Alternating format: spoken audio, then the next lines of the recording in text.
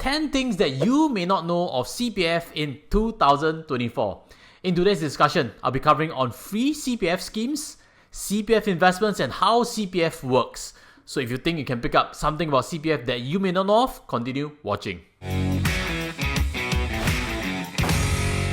Hi guys, welcome back. Without further ado, let's start with the first item that you may not know of, which is CPF now starts from birth. For every Singaporean citizen, newborn here in Singapore, there's actually this MediSave grant for newborns, which is actually $4,000 given the moment you're born. So this is actually government's way to ensure that each and every Singapore citizen is able to afford MediShield Life from birth. This scheme was created in 2015. This MediSave given to children can be used for any hospital bills or medical insurance. You know, MediShield Life premium has actually gone up along these years, and I do think that this amount of $4,000 should be revised pretty soon. So my prediction is in the coming year or two, government may give a higher amount to Singaporean newborns. This amount is automatically given once you have registered your child's birth cert. The second thing that you may not know of is that the CPF online dashboard can let you see a lot of things, including your children's accounts. Now, many parents actually buy medical insurance, and that can be actually seen on the healthcare dashboard. As shown in this screenshot, my two kids' medical insurance can be seen with this drop-down box.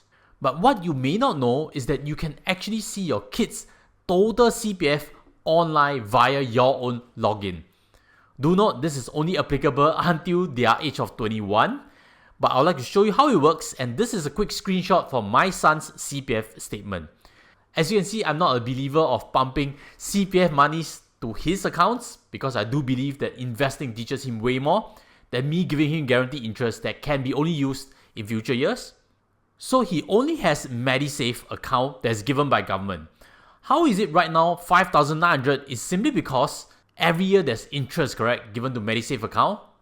And not just that, there are some government top-ups along the years, as you can see, given on 4th of February 2024. I've shared previously that I've used this statement to show him how compounding actually works, from 4,000 to 5,000 and 6,000 subsequently through interest compounding. And if you're curious to find out how to search for this dashboard, let me show you in this quick screenshot over here.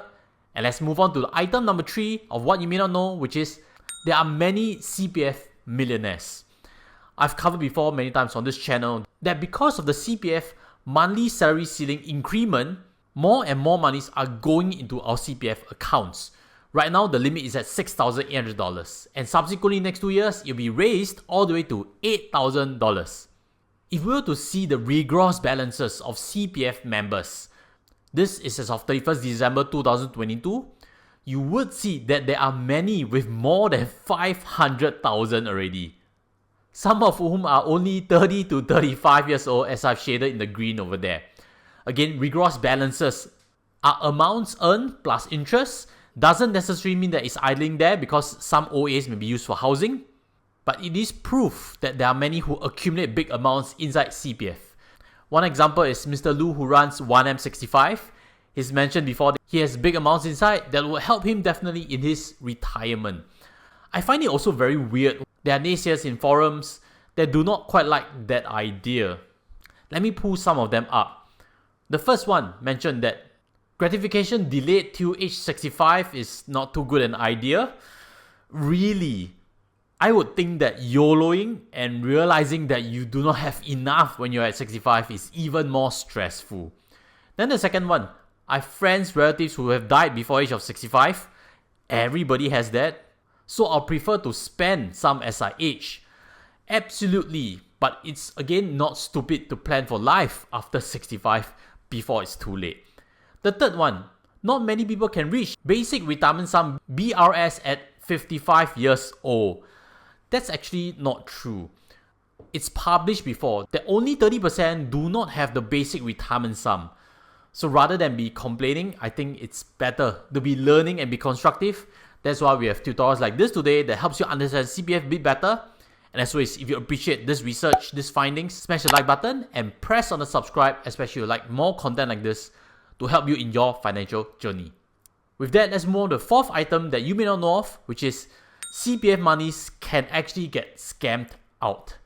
This video is actually a story of someone who clicked on a phishing website and got his CPF actually scammed out.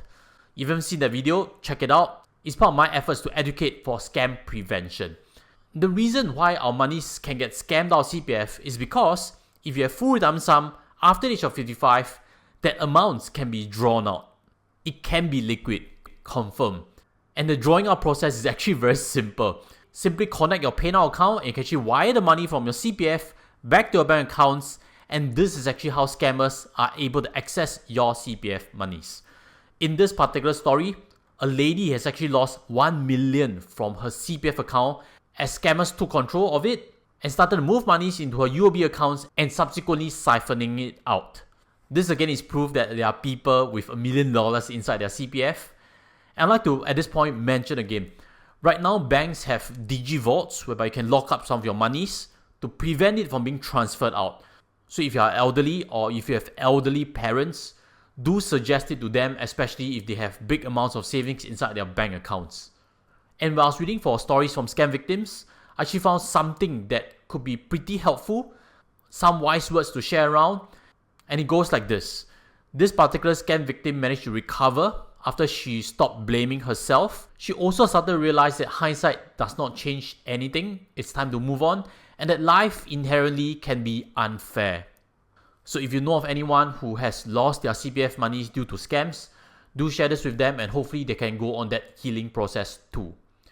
Item number 5 of what you may not know of is that CPF nomination can now be done fully online. Now, if you haven't done your own CPF nomination, for whatever reason, do go ahead and do it, because, I don't know if you know this, if your CPF monies are unnominated and public trustees appointed, there are actually fees involved for them to do that process of distribution for you. If you calculate on this rate, you realize that this can potentially be a big cost, correct? So simply go on CPF and do the online nomination, which only requires 2 witnesses that can be done and connected via SingPass. For myself, I've nominated my spouse 98% and both children 1%. This is a very simple way because in financial planning, CPF is one of the fastest places that a family can take out cash in the event that someone has passed away. And again, just to reiterate how our intestacy law works, this is the sequence of who inherits your money, especially if your CPF is not nominated. I'll leave links below to an article I've written before on CPF nomination. Check it out. And with that, we'll move on to the 6th item that you may not know of, which is when your CPF Medisave is full, the contributions go to special account, and if it's full, it will go to the ordinary account. Now, I've actually heard before this question. What happens when I reach full retirement sum in my special account? Will my contributions still go there? Will my interest still be earned over there? The quick answer is yes. I do have private clients who have accumulated more than 300,000 in special account, and special account is different from Medisave account, which is the only one that has a limit to it. That limit is called Basic Healthcare Sum, BHS, which is at $71,500. That is why there's no one with more than that amount, simply because there's a limit to it. Just in case you didn't know how it works, let me show you an example. This over here is someone who has the Basic Healthcare Sum, as well as a full retirement sum inside the special account. What you can see is typically when there's an insurance deduction, SUP is actually for CareShield Life upgrade. If you haven't done so and want to find out, again, check my links below. I provide advice on a fee-based. What you can see is when the person has employment contribution, the blue box is when everything flows naturally to the 3 accounts, correct? But what do you realize in the red box? Only 16 cents goes into Medisave account, correct? Because that brings the person to the limit of Basic Healthcare Sum, BHS. Subsequently, you would realize that $590+ is actually flush towards the ordinary account because the special account is also full. In your situation, if the special account is not full, then this excess will actually flow there and help you build your special account faster. So this explains how CPF works, and it's actually important because ordinary accounts is where you may need monies for your own mortgage. So scrutinize on your CPF statement today. And with that, let's move on to item number 7 of what you may not know, which is CPF special account right now pays above 4% guaranteed. Just a couple of weeks ago, it was at 4.08%. But right now, it's at 4.05%. CPF special account, Medisave account, retirement account, is pegged to an average yield rate for Singapore government securities plus 1%, subject to a floor of 4%, which means guaranteed 4% and above. So when this 10-year government securities increase in average yield, this amount can actually increase above 4%, as what we can see right now. Currently, until June 2024, the rate for CPF special account is 4.05% per annum.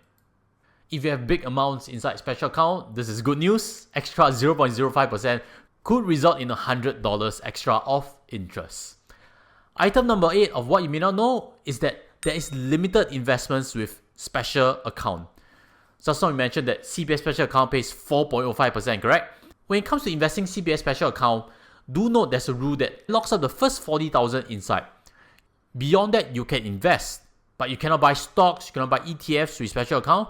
You can only buy funds and ILPs that are a mixture of equities and bonds or just a pure bond fund. I've extracted a quick screenshot of all the available funds that are qualified with CPF special account, and what I'd like to draw your attention is the right hand side 10-year average return rate. Just now we mentioned that CPF special account pays 4.05%, correct? You would see that there are only 3 funds that currently beat that on a 10-year average. Schroder Multi-Asset Revolution, PineBridge Accounts of Asia Balance, and First Sentier Bridge Fund. The rest of the funds actually do not beat 4.05%, which means it's generally not a good idea to invest your special account because not only the hurdle rate is higher, the tools that you can invest is actually pretty limited. Item number 9 of what you may not know is that CPF ordinary account and special account can be used to buy treasury bills, but be careful before you execute on them. The reason why I mentioned the subsequent part of it is because when you move your OA or SA to buy treasury bills, you will lose out on some interest. How CPF calculates the monthly interest is that they'll use the lowest balance of the month, which means you can have 100,000 inside on 1st of the month, but on 30th of the month, you only have $1. What they'll pay is the lowest amount, which is just $1 times the interest rate of that account. Which means also, when you move monies out, you will forsake interest. And to shortcut that opportunity cost calculation, I've actually found something from DBS that shows you the recommended cut-off yield when you buy a treasury bill using CPF ordinary and special account. I'd like to focus on the one below, which is assuming there's a 2-month lag. Because sometimes you transfer monies out and transfer monies back, there's impact on 2 separate months. So this goes to show that if you are buying a 6-month treasury bill with CPF OA, the break-even cut-off yield is at 3.33%. Beyond that, feel free to invest. Below that, be careful about it. But what about for special account? This table shows that it's definitely not worth it to invest special accounts into treasury bills right now. But what about for ordinary account? You would see that if you're doing a 6-month treasury bill, the recommended minimum cut-off yield to use your CPF OA could be 3.33% before you deploy capital from either of these accounts, because in the subsequent months ahead, interest rates could be trending downwards. You may want to change strategies moving ahead. Now coming to here, if you have benefited, again, smash the like button and leave your questions in the comment sections below, and I'll try to pick them up as best as I can. If you're looking for fee-based advisory work for your own retirement, look for my links below. I've helped many private clients build their retirement plan with CPF as a backbone. With that cleared, let's move on to item number 10 of what you may not know of, which is CPF life payouts are actually not guaranteed. This is actually unlike CPF special account interest, which is at least 4% guaranteed, correct? But CPF life payouts are actually just an estimate. Any adjustments are expected to be small and gradual because the entire CPF life is self-sustaining, which means also the lifespan of the pool of participants matters to the payout eventually, and that guaranteeing a minimum payout would require a higher premium to be contributed to CPF life. This reinforces, before you pump big amounts into CPF retirement account for CPF life, make sure the amounts are comfortable for you to park there. There is no flexibility in withdrawal, unlike an annuity plan with a private insurer. So again, each tool has its pros and cons, and proper planning again is important for your retirement. Let me know again which of these 10 points are the most impactful for you, and with that, let me introduce you to this previous video I have touching on why I believe CPF Enhanced Retirement Sum is overrated right now. It's a very viral clip. Or if you have seen it already, check out this other video on 10 other things of CPF that you may not know of. Hopefully either of these tutorials can help you further, and I'll see you there. Take care as always, goodbye.